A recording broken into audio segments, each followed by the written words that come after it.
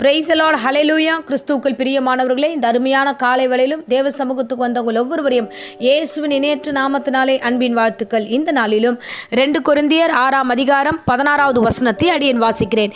நீங்கள் ஜீவனுள்ள தேவனுடைய ஆலயமாக இருக்கிறீர்களே. ஆமென், ஹல்லேலூயா. பவுல் விதமாக சொல்லுகிறார் நம்மளை பார்த்து, நீங்கள் எப்படிப்பட்டவங்கன்னா தேவனுடைய ஆலயமாக இருக்கிறீங்க, தேவன் உங்களுக்குள்ள வாசமாக இருக்கிறார் என்று சொல்லுகிறார். அது மாத்திரமில்லை, ஏன் இந்த வார்த்தையை அவர் சொல்லுகிறார் அப்படின்னா, தேவனுடைய ஆலயம் தவறுதலான காரியங்கள் அந்த ஆலயத்திற்குள்ள இருக்கக்கூடாது என்று கர்த்தர் விரும்புகிறார். அல்லேலூயா. மேலான காரியத்தை நான் வாசிக்கிறேன் பாருங்க. 15வது வசனத்துல, கிறிஸ்துவுக்கும் பேலியாளுக்கும் இசைவேது, அவ்விசுவாசிகளுடைய விசுவாசிக்கு பங்கேது. அப்ப ஆண்டவர் ரொம்ப திட்டமாய் சொல்கிறார். இதுக்கப்புறம் தான் தேவனுடைய ஆலயத்திற்கும் விக்கிரங்களுக்கும் சம்பந்தம் ஏது. இன்னைக்கு விசுவாசிங்க அவ்விசுவாசிங்க 2 பேரும் ஒரே மாதிரி இருக்கிறோம். இயேசுவை ஏற்றுக்கொண்டவங்களும் இயேசுவை ஏற்றுக்கொள்ளாதவங்களும் ஒரே மாதிரியே நம்ம சிந்திக்கிறோம், ஒரே மாதிரி செயல்படுகிறோம். இது எப்படி ஆகும்? இல்லையே. நீங்கள் ஜீவனுள்ள தேவனுடைய ஆலயமா இருக்கிறீங்க. நீங்க பிரிந்திருக்கத்தக்க பிள்ளைங்க, நீங்கள் வித்தியாசமான பிள்ளைங்க. நீங்க ஏன் தவறுதலா எல்லாமே ஒண்ணுன்னு ஒரே மாதிரி வாழ்கிறீர்கள்? அல்லேலூயா. அருமையான தேவ ஜனமே, இன்னைக்கு கர்த்தர் பாவத்திலிருந்து நம்மளை பிரித்தெடுத்திருக்கிறார். ஆண்டவர் நம்மை பரிசுத்த வாழ்க்கைக்கென்று முன்குறித்து வைத்திருக்கிறார். நம்ம பாவ வாழ்க்கையில இல்லை, இப்போ நம்ம அதுல இருந்து பிரிந்து வெளியில வந்துட்டோம். புதிய வாழ்க்கைக்கு நேராக ஓடிக்கிட்டு இருக்கோம். வசனம் சொல்லுகிறது, பழையவெல்லாம் ஒழிந்தன, எல்லாம் புதிதாய் மாறின. அப்ப கர்த்தர் உங்கள் வாழ்க்கையில எல்லாத்தையும் புதுசா மாத்திருக்கிறாரு. புதிய உறவுகள், புதிய நண்பர்கள், புதிய வாழ்க்கை, புதிய தருணத்தை ஆண்டவர் நமக்கு கொடுத்து நடத்தி கொண்டிருக்கிறார். இப்போ போய் நம்ம பழைய ஆட்கள், பழைய காரியங்கள், பழைய பாவங்கள், தேவையில்லாத எண்ணங்கள் எல்லாத்தையும் நம்ம மறுபடியும் கொண்டு வருகிறோம். அல்லேலூயா. ஸோ தேவன் இதை விரும்பல. நீங்க ஜீவனுள்ள தேவனுடைய ஆலயமா இருக்கிறீர்கள். ஆலயத்துக்குள்ள தேவன் உலாவணுமே தவிர ஆலயத்துல வேற யாரும் உலாவக்கூடாது. உங்க இருதயத்துல தேவனுக்கு முதலிடம் கொடுங்க. நீங்க வேற யாருக்கும் முதலிடம் கொடுக்கக்கூடாது. நிறைய பேர்கிட்ட நான் பேசும்போது, வாலிப பிள்ளைகளாகட்டும் மற்றவர்களாகட்டும், இருதயத்துல எனக்கு அவங்களுக்கு மட்டும்தான் இடம், என் ஃப்ரெண்டுக்கு மட்டும்தான் இடம், எங்கள் அம்மாவுக்கு மட்டும்தான் இடம், எங்கள் அப்பாவுக்கு மட்டும்தான் சொல்லிட்டு சில பர்டிகுலர் பர்சனை கையில் பிடிச்சிக்கிட்டு அவங்களுக்கு மட்டும்தான், அவங்க தான் என் மனசு நிறைஞ்சு இருக்காங்க, அவங்க தான் இப்படி இருக்காங்கன்னு. இல்லை, அது தவறு. ஒன்றை தெரிந்து கொள்ளுங்க. வசனம் சொல்லுகிறது, தேவன் உள்ளே இருக்கிறாரு. அதனால வசனம் சொல்லுது, நான் உங்களுக்குள்ளே வாசம் பண்ணி உங்களுக்குள்ளே உலாவி நான் உங்களுக்கு தேவனாக இருப்பேன் என்று சொல்லுகிறார். ஆண்டவர் உள்ளே உலாவ வேண்டும், கர்த்தர் உள்ளே அசைவாட வேண்டும், பரிசுத்த ஆவியானவர் உங்களுக்குள்ளே வாசம் பண்ண அவர் விரும்புகிறார். அல்லேலூயா. இன்றைக்கு இந்த தேவனை விட்டு விலகி தூரமாக போகாதீங்க. தேவன் வச்ச இடத்தை விட்டுட்டு நீங்கள் ரொம்ப தூரமாக போகிறீங்க. தேவனை விட்டு போகாதீங்க. அல்லேலூயா. விசுவாசிக்கும் அவ்விசுவாசிக்கும் பங்கேது.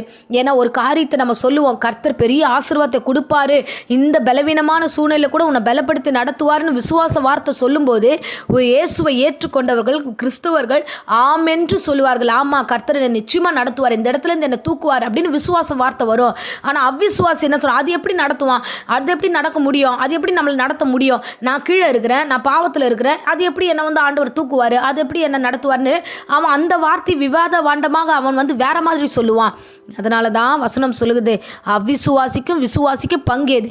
நம்ம இன்னைக்கு விசுவாசிகளோட ஒன்றா ஃப்ரெண்ட்ஷிப் வச்சிருக்கிறோமா? இல்லையே. ரட்சிக்கப்பட்டவன் ரட்சிக்கப்படாதவன் 2 பேரும் சேர்ந்து தான் சுற்றிக்கிட்டு இருக்காங்க. ரட்சிக்கப்பட்டவன் எப்படி தனித்து இருக்கணுமோ வாசம் பண்ணணுமோ அதில் இல்லை. ரட்சிக்கப்படாதவன் எங்கெல்லாம் போகிறானோ அவங்க பின்னாடியே ரட்சிக்கப்பட்டவன் போகிறான். இயேசுவை ஏற்றுக்கொண்டவங்க எங்கெல்லாம் இருக்கிறாங்களோ அங்கே அவ்விசுவாசிகள் வரதில்லை. அவ்விசுவாசிகள் எங்கெல்லாம் இருக்கிறாங்களோ அங்கெல்லாம் விசுவாசிகள் போய் சேர்கிறார்கள். அல்லேலூயா. ஏது பங்கு? விசுவாசிக்கு அவ்விசுவாசிக்கு பங்கு எப்படி வரும்? உனக்குள்ள அவங்கள கொண்டு வரலாம்.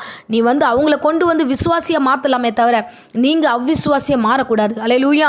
ஸோ கர்த்தருடைய வார்த்தை சொல்லுகிறது, நீங்க தேவனுடைய ஆலயமா இருக்கீங்க. உங்களுக்குள்ள வேற காரியம், விக்கிரகம், வேற மனுஷர்கள் உள்ளே வரக்கூடாது. தேவன் மட்டும்தான் உங்களுக்குள்ள உலாவ வேண்டும். அல்லேலூயா. இந்த சத்தியத்தை புரிந்து கொள்ளுங்க. தேவன் உங்களிடத்துல ஜீவனுள்ள தேவனுடைய ஆலயமா இருக்கிறார். ஒரு முறை இயேசு கிறிஸ்து அந்த ஆலயத்திற்குள்ள பிரவேசிக்கும் போது ஆலயத்தில் பார்த்தீங்கன்னா புறா விற்கிறவர்களை பார்க்கிறார், காசுக்காரர்களை பார்க்கிறார்.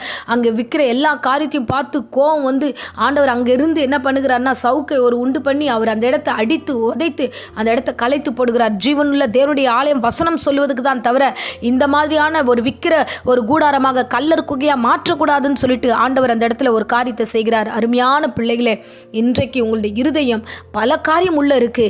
ஆண்டவர் வருவதற்கு வழி இல்லாமல் இருக்கு. ஆண்டவர் ஏக்கத்தோட சொல்லுகிறாருமா, நீதாமா என்னுடைய ஆலயமா இருக்கியே, நான் உனக்குள்ள இருக்கிறேனே, ஸோ நீ இது தேவையில்லா இத்தனை காரியங்களை வச்சிருக்கிறேன்னு ஆண்டவர் வேதனையோடு சொல்லுகிறார். சொல்லுகிறார்.